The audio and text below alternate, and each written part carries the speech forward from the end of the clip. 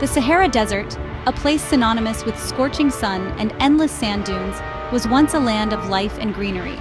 This might seem impossible given the Sahara's current harsh environment. You've heard of Egypt and Mesopotamia, but what if I told you that the Sahara used to be green, full of lakes, cattle herders, and now lost DNA? For most people, the Sahara is a land of endless dunes, sandstorms, and silence. But not too long ago, in deep time terms, this entire region was alive. Between roughly 14,500 and 5,000 years ago, it wasn't a desert at all. It was a lush savannah teeming with rivers, lakes, and grasslands. Scientists call this era the African Humid Period, but what made it truly special wasn't just the weather, it was the people who lived there and the mystery of where they came from. Bold, hidden, deep, real, mist. Now imagine this, crocodiles basking on riverbanks in what's now Algeria, giraffes roaming through grassy fields in Libya, and humans thriving. During this period, ancient people fished, hunted, and eventually herded cattle in what we today think of as an unlivable desert. They painted scenes of daily life on rock walls, wild animals, cattle, human figures. We find their tools, their pottery, and even their graves.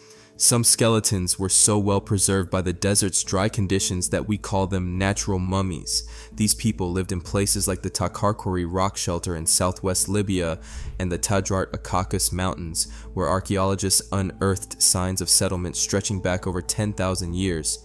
But until recently, the one thing we didn't have was their DNA. Gone, painted, buried, still, silent. And that silence lasted decades. Researchers had long suspected that these Green Sahara people held secrets.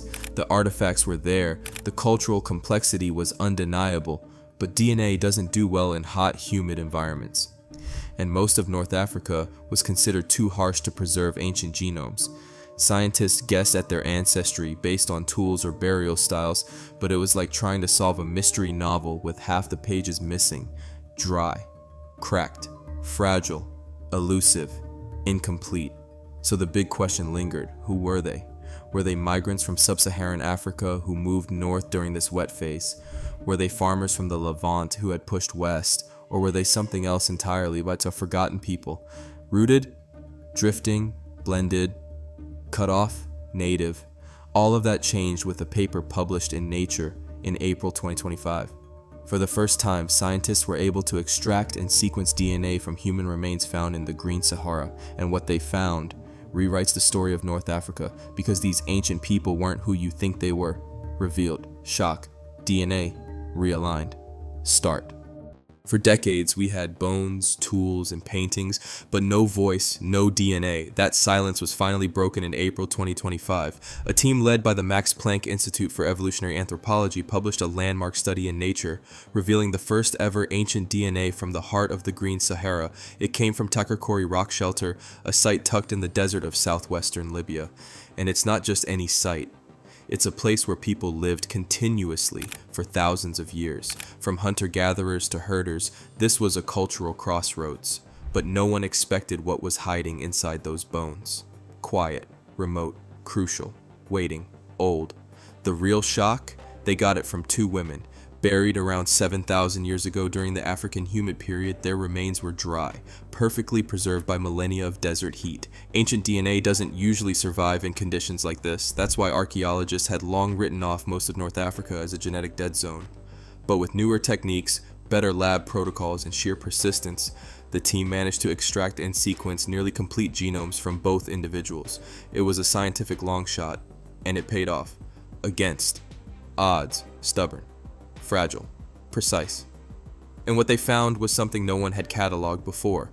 When the genomes were analyzed, the results pointed to a previously unknown lineage, a population group distinct from sub-Saharan Africans, distinct from Near Easterners, and even distinct from most modern North Africans.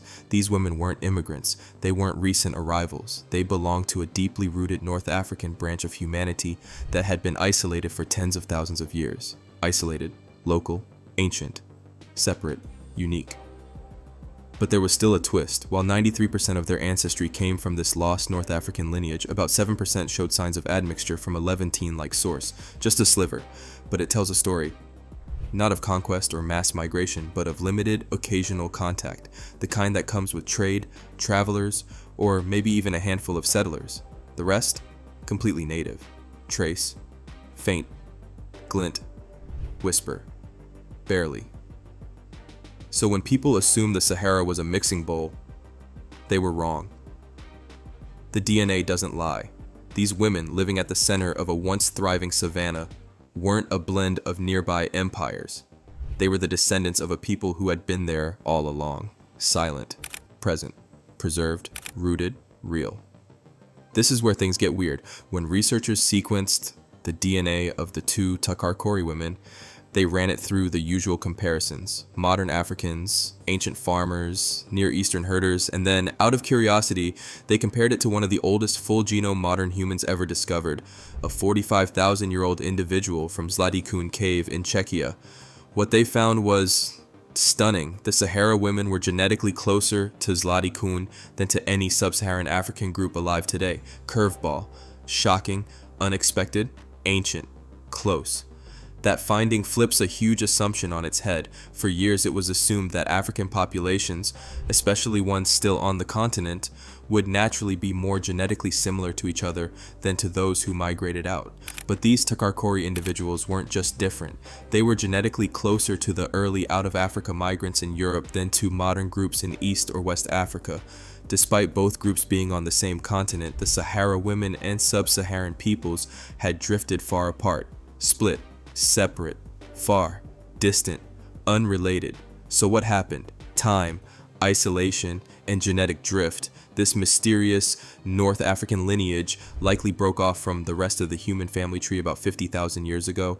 Around the same time modern humans were expanding out of East Africa into the rest of the world, some groups left the continent, but some, like this one, stayed behind.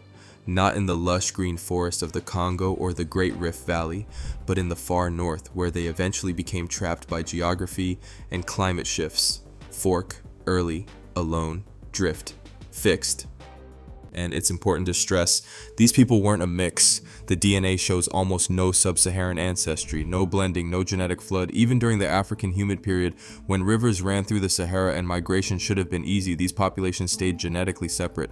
They were not the ancestors of modern Bantu-speaking populations or Nilotic peoples. They were their own branch, a branch that survived on its own. Pure, shielded, resistant, distinct, preserved. This means something big. Location doesn't always mean relation. Just because people lived in Africa doesn't mean they were part of a pan-African genetic community. Geography isn't destiny. These were Africans, but genetically closer to ancient Europeans. A paradox that forces us to rethink what ancestry really means. DNA, place, puzzle, history, truth. So now that we know who these people were, let's talk about what they did. Around 7,000 years ago, the Central Sahara saw a massive cultural shift. The people at Takarkori went from hunting and gathering to herding domesticated animals. They raised cattle, they lived in structured communities, they created rock art that showed scenes of everyday pastoral life. The transformation is obvious in the archaeological record: bones of cattle, changes in diet, new settlement patterns. But here's the twist: the DNA says they didn't get this lifestyle from an invading people. Shift. Change, scene, cattle, every day. The genes stayed the same, the culture didn't. The genomes of the Takarkori women show no significant admixture from the Levant or the Near East.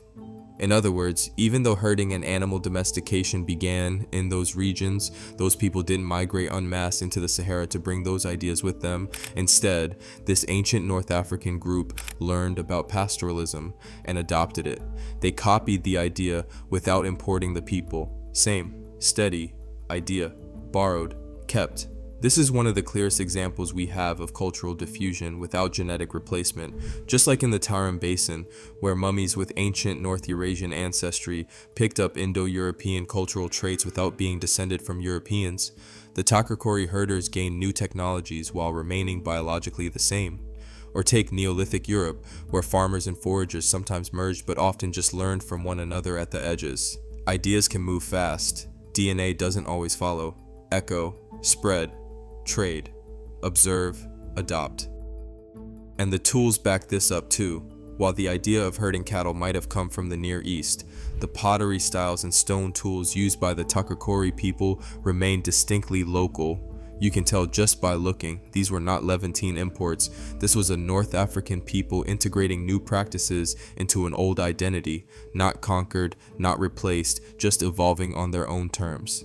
Craft, style, original, native, continuity. This challenges a big myth in history. That change always comes with conquest. Whether it's the spread of agriculture, the rise of writing, or the adoption of new religions, we tend to assume a wave of invaders brought it all in. But the Takakori case proves something different. You can borrow the future while still holding on to the past. Innovation, stability, crossover, exchange, roots. So what's the big deal? Why should we care about two women buried in a cave 7,000 years ago? Because their DNA didn't just fill in a blank, it rewrote an entire paragraph in the story of humanity. This ancient North African lineage, nearly lost, almost forgotten, still exists. Not in pure form, but as a living echo inside the genomes of modern North Africans today. People in Morocco, Algeria, Libya, and Egypt still carry traces of this ancestral group. It didn't vanish, it blended, and it's still here. Legacy, echoes, mixed, present, hidden. But let's be clear, these people weren't Arabs, they weren't sub-Saharan Africans, and they weren't Europeans. They were something else entirely, a distinct population deeply rooted in North Africa, shaped by tens of thousands of years of isolation, adaptation, and survival. And yet today, when we talk about North Africa, we often frame it as a blend of Middle Eastern or European ancestry layered over real African populations. That's an oversimplification. The truth is far more complex, different as specific and local and defined than real. This study breaks down that binary thinking, Africa versus the Middle East, a black versus Arab, East versus West. Genetic evidence shows that North Africa had its own native population with deep roots, not recent arrivals, not colonizers. This ancient group lived through climate shifts, adopted pastoralism, and maintained its identity for thousands of years. And even during times of lush connectivity, like the Green Sahara, they didn't just melt into the rest of Africa, they stayed distinct, resistant, rooted, consistent, diverse, singular. That's a powerful reminder that Africa is not, and never was, one single people. Just like how modern Turks are still genetically Anatolian, despite centuries of Islamic culture, the people of North Africa retain their own heritage, even through layers of change. Culture is fluid. Genes are stubborn. You can adopt clothing, diet, belief systems, and still remain who you are genetically. DNA, culture, inherited, maintained, adopted, layered, unchanged. And maybe that's the most important point. History is complicated. The Takakori people show us that technology, language, even religion can spread without bloodlines crossing, and sometimes the oldest lineages, the ones you never expected, are hiding in plain sight, under the sand, inside the bones, waiting for their story to be heard. Timeless, unspoken, buried, returned, now.